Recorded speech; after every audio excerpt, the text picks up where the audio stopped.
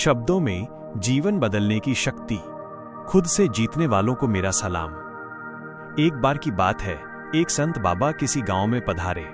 उनकी एक विशेषता थी, जो भी उनके पास आता वे उससे सिर्फ एक ही बात कहते, शब्दों में जीवन बदलने की शक्ति होती है, शब्दों से अपना जीवन बदलो।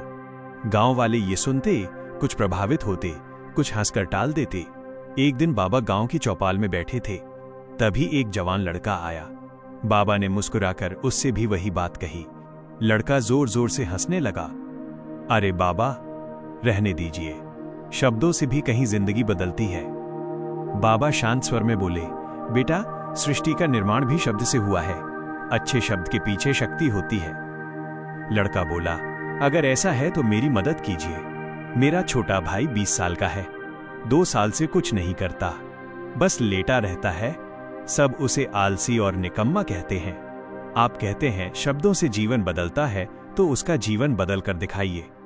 बाबा मुस्कुराए, चलो देखते हैं। पेड़ के नीचे सोया हुआ युवक। वे दोनों खेत पहुंचे।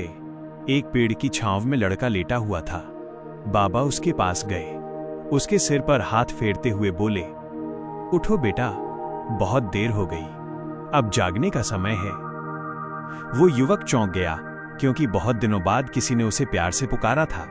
उसने पूछा, आप कौन हैं? बाबा बोले, सबसे पहले ये जानो कि तुम कौन हो। लड़का बोला, मैं निकम्मा हूं, आलसी हूं, किसी काम का नहीं। बाबा मुस्कुराए, इंसान खराब नहीं होता बेटा, उसकी आदतें खराब होती हैं। तुम आलसी नहीं हो, आलस करना तुम्हारी आदत है। ये सुनकर उसकी आंखों में आंसू आ गए। युवक का दर्द। वो बोला, बाबा, मैं कोशिश करता हूं, लेकिन जब काम करने बैठता हूं तो समझ नहीं आता कैसे करूं। किताब खोलता हूं तो नींद आने लगती है, कुछ शुरू करता हूं तो कंफ्यूजन हो जाता है, फिर सोचता हूं छोड़ो और सो जाता हूं। बाबा बोले, मैं तुम्हें आलस खत्म करने का तरीका बताऊंगा, लेकिन एक शर्त है, सीखना सच में चाहते हो? हां बाबा। अगली सुबह की पहली सीख। अगली सुबह वह समय से पहले बाबा के पास पहुंच गया। बाबा बोले, भविष्य से सोचो, अतीत से नहीं। जब भी उलझन हो कि क्या करूं, तो अतीत मत सोचो। कल्पना करो तुम्हारे पास सब कुछ है, पैसा, सम्मान, सुविधा। अब बताओ तुम क्या करना चाहोगे? युवक सोच में डूब गया। मैं दुनिया घूमना चाहता हूं, पहाड़ चढ़ना चाहता हूं, व्यापार करना चाहता हूं, नए लोगों से मिलना चाहता हूं। फिर अचानक बोला, लेकिन ये सब कैसे होगा? बाबा मुस्कुराए, कैसे होगा सवाल नहीं, डर है। किसी को नहीं पता कैसे होगा, लोग बस पहला कदम उठाते हैं। दूसरी सीख। हर दिन एक कर्म। रात को सोने से पहले अपना लक्ष्य लिखो, सुबह उठकर पढ़ो और लिखो, आज मैं इस लक्ष्य के लिए एक काम क्या करूंगा, और वह काम उसी दिन करो। तीसरी सीख। अंतर्मन को नए शब्द दे। बाबा बोले, तुम रोज खुद से कहते हो कि तुम निकम्मे हो, इसलिए तुम्हारा मन भी वही मान चुका है, अब उसे नए शब्द दो। उन्होंने 5 वाक्य दिए। मेरा शरीर और मन ऊर्जा और शांति से भरा है। मैं अपने विचारों पर नियंत्रण रखता हूं। मैं हर दिन सफलता की ओर बढ़ रहा हूं। मैं दृढ़ संकल्प और आत्मविश्वास से अपने लक्ष्य पूरे करता हूं। मैं आलस को आराम में, चिंता को ध्यान में और कमजोरी को अभ्यास में बदल देता हूं। इन शब्दों को रोज भावना के साथ दोहराना। चौथी सीख। महान लोगों की जीवनियां पढ़ो। 5 महान लोगों की जीवनी पढ़ो, देखो उन्होंने मुश्किलों में क्या किया। धीरे धीरे तुम्हारी सोच बदलने लगेगी। बदलाव की शुरुआत। युवक ने अभ्यास शुरू किया। पहले कुछ नहीं बदला, फिर उसका मूड बदलने लगा, चलना फिरना अच्छा लगने लगा। वो पिता की मदद करने लगा, मंडी जाने लगा। एक दिन गांव में एक मसाले का व्यापारी आया।